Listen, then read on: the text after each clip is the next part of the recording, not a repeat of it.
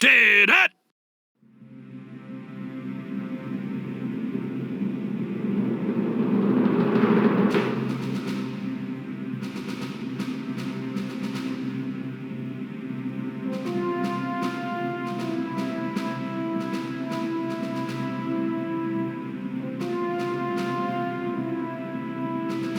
Be seated.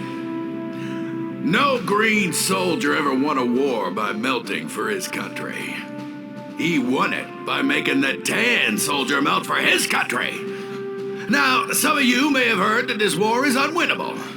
That the tan army has developed amazing weapons of destruction. That going up against them is suicide. Well, I say that's a load of hooey.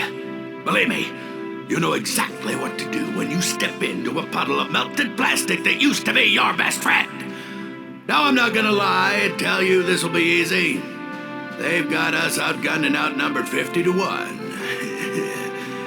Sounds like good odds to me.